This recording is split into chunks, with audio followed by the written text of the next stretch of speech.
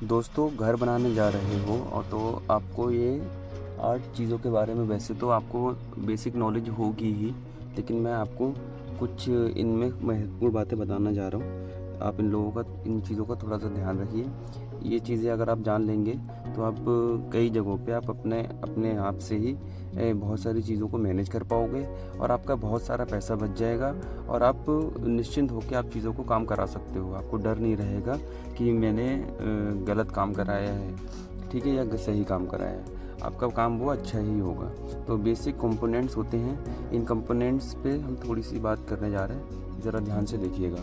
पहला जो कंपोनेंट होता है हमारा घर बनाते समय वो होता है फाउंडेशन। सबसे पहले हम एक्सकेवेशन करवाते हैं। एक्सकेवेशन हम कहाँ तक करवाते हैं? जो ज़मीन लेवल होता है ना, ज़मीन लेवल से हम एटलीस्ट 1 मीटर डाउन जाते हैं, ठीक है। फिर वहाँ पे हम अपनी फाउंडेशन क्रिएट करते हैं। जो हमारा कॉलम रहता है और ये हमारी फुटिंग कहलाती है और ये हमारा यहाँ से ये कॉलम शुरू हो जाता है और ये हमारा मतलब ज़मीन है, ठीक है। तो एक्सकेवेशन करवाया आपने, फिर ये फाउंडेशन हो गई। फाउंडेशन किस तरह से करवानी है? आपको मिनिमम 1 मीटर तो जाना ही है। 1 मीटर मतलब 3.28 फीट, ठीक है। आपको इतना तो जाना ही है। इसके बाद अगर आपको बेसमेंट बनाना है तो इसके लिए आपको फिर वही देखना होगा कि आपने कितना नीचे गहराई में कितना एक्टिवेट करना है ज़मीन को। उसके बाद उसमें क्या होता है ना, बेसमेंट में हमारा जो बिल्कुल हम जिस लेवल से हम बेसमेंट बनाना शुरू करते हैं, ठीक है, तो हमारा नीचे की जो हमारा रहता है ज़मीन पे, वो पीसीसी ना होके इसमें भी हम रेनफोर्समेंट करते हैं, आरसीसी, इसमें हम सरिया डालते हैं। फिर जो दीवार रहती है, जो अर्थ जहाँ तक आना है, मतलब ठीक है, डेटम लेवल तक, ठीक है, वहाँ तक हम ये कंक्रीट की वॉल बनाते हैं। ये बेसमेंट होता है। इसमें थोड़ा खर्चा ज़्यादा आता है। अगर आप प्लानिंग कर रहे हैं तो आप इस तरह से कर सकते हो। उसके बाद बात आती है प्लिंथ की या प्लिंथ लेवल की। तो प्लिंथ लेवल क्या होता है? जो ज़मीन का लेवल होता है ना, आपको ये डिसाइड करना होता है कि आपको ज़मीन से कितना ऊपर आपको अपने घर का फर्श बनाना है, फ्लोर। लेट्स सपोज यहाँ पे आपको अपना फ्लोर बनाना है, ठीक है।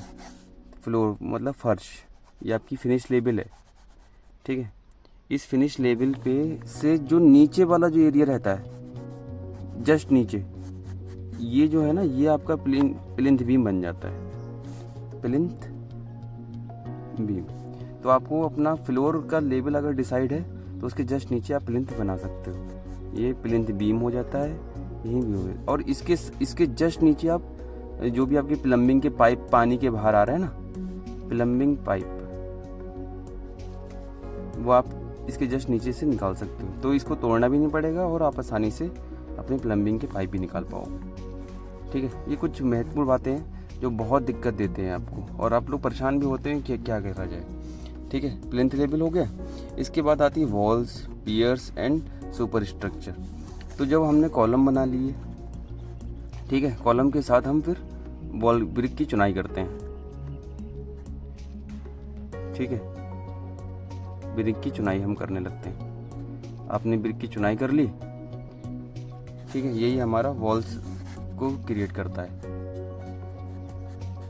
और पियर्स मतलब यही कॉलम, और सुपर स्ट्रक्चर यही फ्रेम पे बना हुआ वर्क को हम फ्रेम वर्क को ही सुपर स्ट्रक्चर कहते हैं।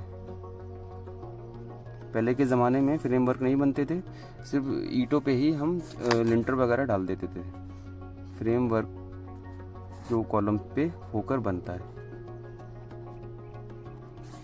Doors and Windows.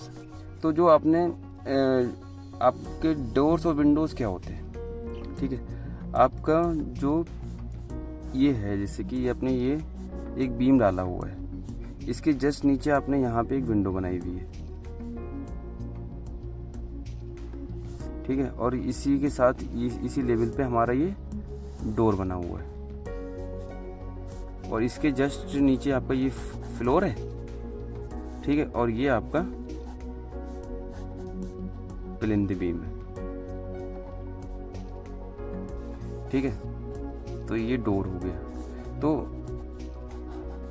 और इस डोर लेवल, तो ये डोर लेवल है,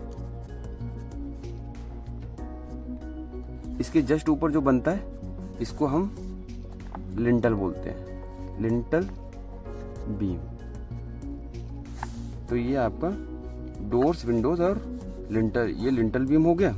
अच्छा, सिल लेवल क्या होता है? तो जो फ्लोर लेवल जो होता है ना, फ्लोर लेवल से इसको हम सिल लेवल कहते हैं। विंडो के नीचे यहाँ से लेके यहाँ तक का जो लेवल होता है,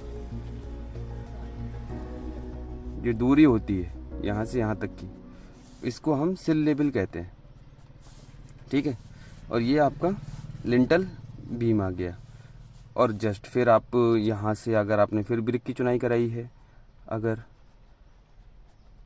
ब्रिक की चुनाई कराई है जो लगभग 2 फीट तक हाइट तक जाती है,